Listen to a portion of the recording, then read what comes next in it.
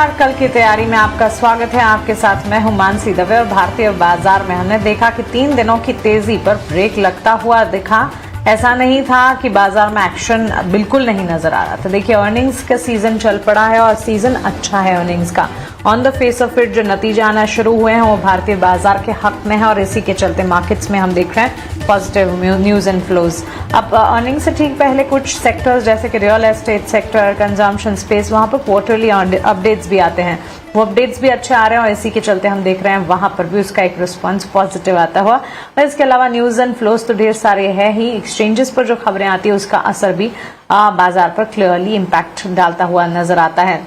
लेकिन last trading session अगर आप देखें, हमने देखा ड्यूरिंग द एंटायर सेशन बाजार में गिरावट तो नहीं कहनी चाहिए, एक मुनाफा वसूली का दौर था। बिकवाली जरूर देखने को मिली। 3 दिन की तेजी के बाद बाजार में करीब 200 अंकों की गिरावट पर निफ्टी में 24,378 के स्तर पर क्लोजिंग दिखी। बैंक निफ्टी की भी कुछ इसी तरह के सेंटिमेंट्स थे और सेंसेक्स में भी ऑलमोस्ट 500-600 अंकों की बिकवाली थी। लेकिन ये भी ध्यान रखिएगा कि आईटी सेक्टर एकमात्र सेक्टर है जहां से मेजर डाउन ट्रेंड्स आ रहे हैं। इंडिसेस भले ही बिकवाली झेल रहे हो लेकिन इंपॉर्टेंट लेवल्स को बचाकर भी रखा है और बाजार में एक्शन की कमी नहीं है। सो इस बाजार को कमजोर नहीं कहना चाहिए। हाँ, इंडिसेस में थोड़े से कंसर्न जरूर देखने को मिले थे, लेकिन यहां से आगे अब आपके लिए रणनीति क्या होनी चाहिए, कल की तैयारी आप क्या करेंगे, ये सब कुछ चलिए समझते हैं। और ये समझाने के लिए हमारे साथ मार्केट एक्सपर्ट्स जुड़ गए हैं। तेजस शाह है हमारे साथ और स्नेहा पोद्दार हमारे साथ जुड़ी हैं। मोतीलाल ओसवाल फाइनेंशियल सर्विसेज से Sneha and JM financial services से तेजस शाह। स्नेहा, आप स्वागत है आपका इतना और स्वदेश पर अपना समय हमें देने के लिए आपका शुक्रिया। शुरुआत आपके मार्केट पर आउटलुक से ही करेंगे। कैसे देख रहे हैं मार्केट को आप और आने वाले सेशंस के लिए इंपॉर्टेंट लेवल्स क्या होंगे? Hi, good afternoon, Mansi ji. Market kind of buy on dips market ही है। अगर हम देखें तो जो सीज फायर को एक्सटेंड किया है वो कहीं ना कहीं एक वैसे पॉजिटिव इंडिकेशन है मार्केट के लिए। दो अभी भी बहुत ज़्यादा क्लैरिटी नहीं है, अनसर्टेनिटी बनी हुई है बिकॉज ईरान अभी तक नेगोशिएशन टेबल पे नहीं उतरा है। सो अनसर्टेनिटी बनी रहेगी, but at least cease fire extension की जो न्यूज़ है वो एक पॉजिटिव न्यूज़ है। सेकेंडली, अगर हम डोमेस्टिक फ्रंट पे देखें तो जो हमारे मैक्रोज है सो फार अभी स्टेबल है एंड जो Q4 नंबर्स आ रहे हैं, Q4 नंबर्स भी अभी तक काफ़ी डिसेंट नंबर्स आए हैं। जो मार्च मंथ पे जो ओवरऑल वॉर का इम्पैक्ट था वो इम्पैक्ट अभी तक काफ़ी काफ़ी कंटेन्ड लग रहा है। सो जो एक्सपेक्टेशन थे उससे समवॉट बेटर ही नंबर्स आ रहे हैं। सो वो भी एक मार्केट के लिए एज अ सपोर्ट वर्क कर रहा है। सो ओवरऑल मेरी राय यह रहेगी कि जो फंडामेंटल्स है डोमेस्टिक वो इंटैक्ट है। जैसे ये वॉर सिचुएशन इम्प्रूव होगी डेफिनेटली ये एक ट्रिगर पॉइंट होगा जब FIs वापस रिटर्न करेंगे। सो इसे buy on dip as an opportunity use करना चाहिए और हर लोअर लेवल्स पे एटलीस्ट लॉन्ग टर्म इन्वेस्टर्स को स्टॉक्स एक्यूमुलेट करने चाहिए। राइट, तेजस जी भी हैं हमारे साथ। तेजस जी, आप बताएं कैसे रीड कर रहे हैं मार्केट को? एक क्विक चेक बाजार के लिए आने वाले दिनों में किस तरह की रणनीति बनानी चाहिए? गुड आफ्टरनून मानसी जी और तमाम दर्शकों और पैनलिस्ट को मेरा नमस्कार। निफ्टी की हम बात करें तो निफ्टी पिछले 15 दिन में हमने ऑलमोस्ट 11% की रैली देखी है और ये रैली जो है एकदम स्टीप थी, तो थोड़ा सा साइडवेज कंसोलिडेशन हो सकता है मार्केट में। निफ्टी पिछले 3-4 दिनों से 50 दिन की मूविंग एवरेज के ऊपर सस्टेन कर रहा है। Short term moving average cross over भी हुआ है, तो ओवरऑल जो स्ट्रक्चर है पॉजिटिव है। बट क्योंकि एक रैली जो क्विक रैली हुई थी मार्केट में, तो एक कंसोलिडेशन का फेज मुझे लग रहा है आने वाले दिनों में आ सकता है। तो 24,500 की एक रेंज रहेगी और Nifty will consolidate in this range. और पोस्ट द कंसोलिडेशन हमें लग रहा है कि निफ्टी की जो रैली है वो कंटिन्यू होगी और किसी का 1 महीने या 15 दिन का व्यू है तो ऊपर में 24,800 से लेकर 25,000 तक के भी लेवल आ सकते हैं। जो मेजर सपोर्ट है निफ्टी के लिए वो 23,900 से लेकर 24 के करीबन है और इमीडिएट सपोर्ट है 24,200 का। तो जब तक ये दोनों लेवल इंटैक्ट है, मुझे लग रहा है आने वाले दिनों में 25,000 तक भी निफ्टी जा सकता है। तो ओवरऑल बाय ऑन डिप्स की रणनीति रखनी चाहिए निफ्टी में। चलिए क्विकली सवाल जवाब का सिलसिला शुरू कर लेते हैं। हाँ, पहला सवाल बसंत जी का है Hyundai मोटर्स पर खरीदारी इन्होंने की है, 75 शेयर्स खरीदे हैं। स्नेहा जी, आपसे एक टेक मैं जानना चाहूंगी, स्टॉक प्राइस की अगर हम बात करें, इनकी खरीदारी के स्तर जो हैं 1800 के ये बता रहे हैं करंट लेवल्स पर, और इन दिनों जिस तरह के सेंटिमेंट्स न्यूज एंड फ्लो के चलते देखने को मिले हैं, इन पर्टिकुलर अगर आप देखें लास्ट ट्रेडिंग सेशन में हमने 1850 के इर्द गिर्द करीब 2% की गिरावट पर स्टॉक में क्लोजिंग देखी है। 1850 से लेकर 1880 तक की रेंज रही लास्ट ट्रेडिंग सेशन में। 1800 की हमारे व्यूअर की खरीदारी है, क्या राय होगी? देखिए, हुंडई मोटर लॉन्ग टर्म के हिसाब से फंडामेंटली काफ़ी स्ट्रॉन्ग स्टॉक है। अभी ऑटो सेक्टर ओवरऑल थोड़ा सा आउट ऑफ फ्लेवर है, बिकॉज एक तो मेटल प्राइसेस सर्ज हो रहे जिनके कारण रॉ मटेरियल पे प्रेशर है। दूसरी इनकी सप्लाई चेन ओवरऑल थोड़ी सी डिस्टर्ब हो रखी है because of the war, because ये वेरियस कंट्रीज में एक्सपोर्ट भी करते हैं एंड इनके काफ़ी रॉ मटेरियल्स ग्लोबली आते हैं, तो एक वहाँ पे भी प्रेशर है। और दूसरी, क्योंकि ऑयल प्राइसेस में हमने अच्छी खासी सर्ज देखी है, सो समवॉट जो पेट्रोल डीजल लेड व्हीकल्स है उनके डिमांड में एक थोड़ी सी मंदी देखने को मिली है, तो कहीं ना कहीं उसका असर दिख रहा है। तो एक शिफ्ट मार्च मंथ में हमने देखा है जहाँ पे पेट्रोल डीजल का व्हीकल्स से इलेक्ट्रिक व्हीकल्स की तरफ डिमांड का झुकाव देखने को मिला है।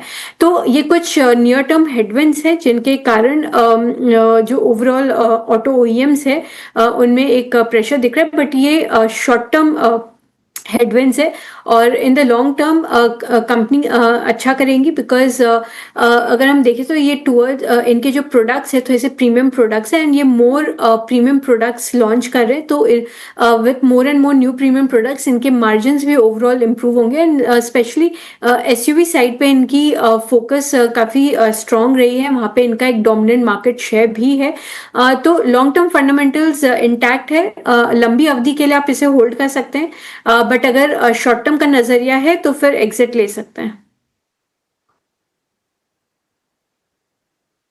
राइट, तो चलिए ये राय फिलहाल आपको लॉन्ग टर्म शॉर्ट टर्म जो नजरिया है उससे ध्यान में रखते हुए मिल चुकी है। इस पर्टिकुलर स्टॉक में करीब 2% के डाउन ट्रेंड्स के साथ क्लोजिंग हमने देखी। हर्षद गांधी का सवाल है टाटा पावर पर, 300 शेयर्स इन्होंने खरीदे हैं 70 के लेवल पर।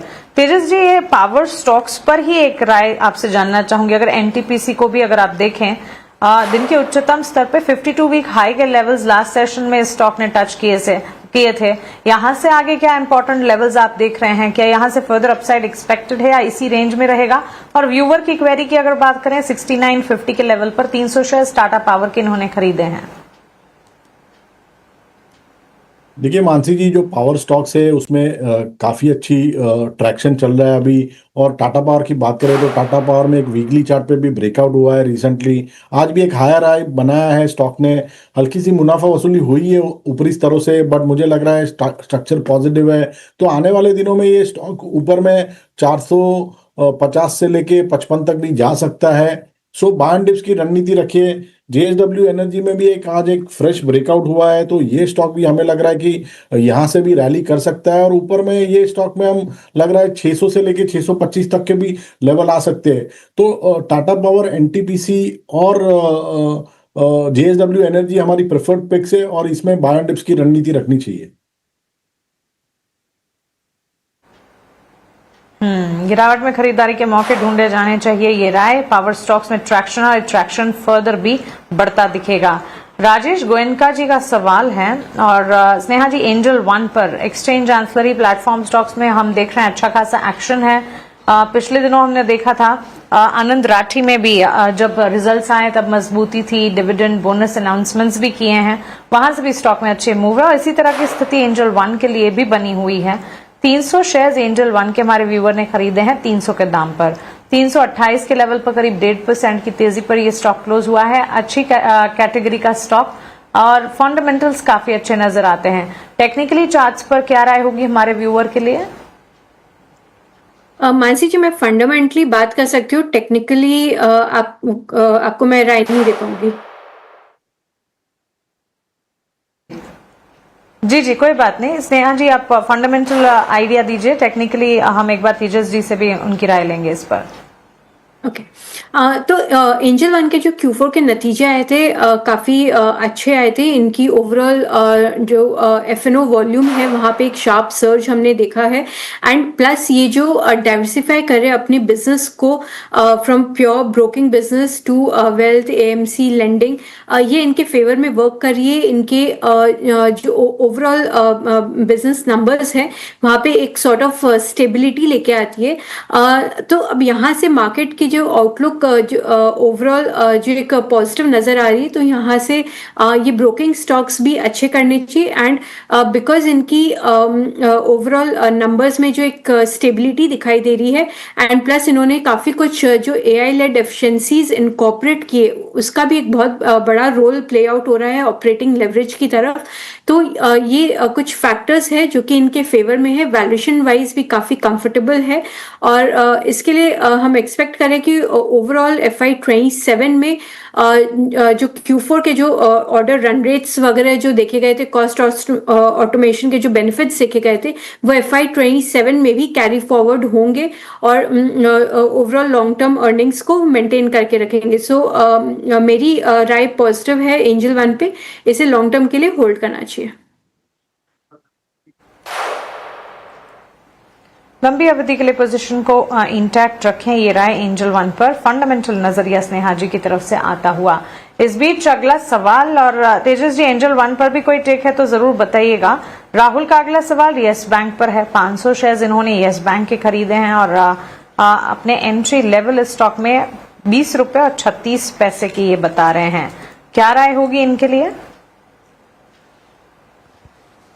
तो मानसी जी, एंजल वन की हम बात करें तो स्टॉक में एक अच्छी खासी रैली हो चुकी है। From the level of 225 stock ने ऑलमोस्ट 100 पॉइंट्स की रैली दिखाई है।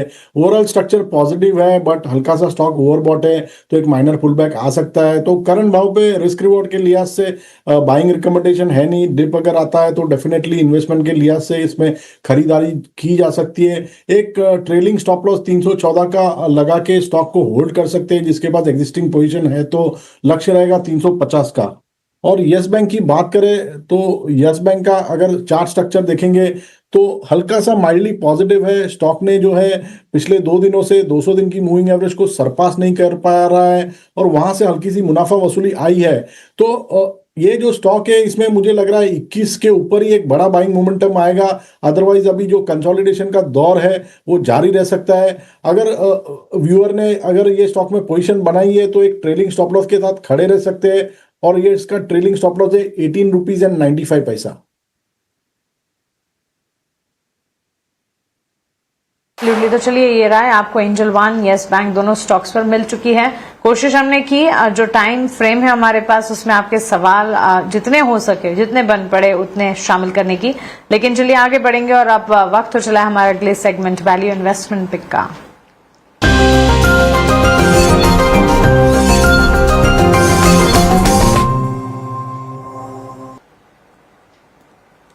स्नेहा जी, शुरुआत आपसे करना चाहूंगी। बताएं आज के लिए क्या है आपके वैल्यू इन्वेस्टमेंट पिक?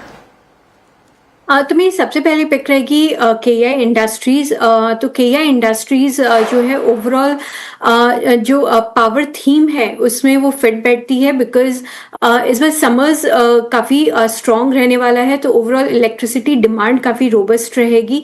उसमें जो भी पावर प्लांट्स है, रिन्यूएबल एनर्जी है, इन सब में केबल्स एंड वायर्स की रिक्वायरमेंट रहती है। प्लस जो डेटा सेंटर से जो रिक्वायरमेंट ओपन अप हो रही है वहाँ डेटा सेंटर के इंफ्रास्ट्रक्चर में as well as data centre के लिए जो मल्टीफोल्ड इलेक्ट्रिसिटी डिमांड रहती है, इन दोनों ही एंगल से cables and wire segment benefit करता है। उसमें KI one of the fit है, बिकॉज KI की अगर हम देखें तो ये retail segment as well as industrial segment दोनों को केटर करता है। तो आप इसे 5500 के टारगेट प्राइस से रडार में रख सकते हैं। मेरी दूसरी पिक रहेगी SBI। तो SBI क्योंकि बॉन्ड यील्ड्स काफ़ी बढ़ गए थे लास्ट मंथ, तो हमने कुछ प्रॉफिट बुकिंग देखा था ओवरऑल बैंकिंग सेक्टर में। बट अब जो थोड़े से कंसर्न्स ईज आउट हो रहे हैं, सो बैंकिंग सेक्टर में वापस से ट्रैक्शन आ रही है। प्लस आरबीआई भी कुछ नॉर्म्स को ईज आउट कर रही है, जो स्ट्रिक्ट नॉर्म्स उन्होंने लास्ट मंथ इम्प्लीमेंट किए थे, तो वो भी एक वैसे बेनिफिट करेगा। एंड लार्ज कैप बैंक्स के नतीजे अच्छे आए हैं, तो होपफुली एसबीआई के भी नतीजे एक्सपेक्टेड है कि काफ़ी रोबस्ट रहेंगे। सो इन एंगल से एसबीआई को कंसिडर कर सकते हैं with a target price of 1300। All right, और तेजस जी आपकी तरफ से वैल्यू इन्वेस्टमेंट पिक्स आज के क्या होंगे फिर? सो मानसी जी, आज की जो मेरी पहली पिक है वो डिफेंस स्पेस से हिंदुस्तान एरोनॉटिक्स लिमिटेड। स्टॉक ने एक अच्छा खासा बेस बना दिया और रिसेंटली स्टॉक ने एक ब्रेकआउट दिया है on a daily chart. 3 white shoulders pattern भी फॉर्म हुई है ऑन अ डेली चार्ट, और पिछले 4-5 दिनों से देखेंगे तो जो स्टॉक है 200 दिन की मूविंग एवरेज को कंसिस्टेंटली होल्ड कर रहा है। ओवरऑल स्ट्रक्चर काफी पॉजिटिव है और मुझे लग रहा है ये स्टॉक यहाँ से आउट परफॉर्मेंस दिखा सकता है। तो हिंदुस्तान एरोनॉटिक्स में करंट भाव में डिप में खरीदारी करने की राय है। इसमें आपको स्टॉप लॉस लगाना है 4100 के नीचे। इसका पहला लक्ष्य रहेगा 4700 का और दूसरा लक्ष्य रहेगा 5000 का। और दूसरा जो स्टॉक मैंने चुना है वो है Bajaj finance limited. Bajaj finance की बात करें तो ये स्टॉक ने भी एक अच्छा खासा बेस बना दिया है इन द रेंज ऑफ 800, और उसके बाद लगातार स्टॉक एक हायर हाई बना रहा है और रिसेंटली ये स्टॉक में ब्रेकआउट भी हुआ है। और कल के सत्र में और आज के सत्र में स्टॉक जो है 200 दिन की मूविंग एवरेज को रिस्पेक्ट कर रहा है, वहां पे होल्ड कर रहा है वो लेवल। 10-20 डे का मूविंग एवरेज क्रॉस ओवर भी हुआ है ऑन अ डेली चार्ट। तो बजाज फाइनेंस में भी करंट भाव पे डिप में खरीदारी करने की राय है। इसमें आपको स्टॉप लॉस लगाना है 895 का। इसका पहला लक्ष्य रहेगा 975 का और दूसरा लक्ष्य रहेगा 1015 का।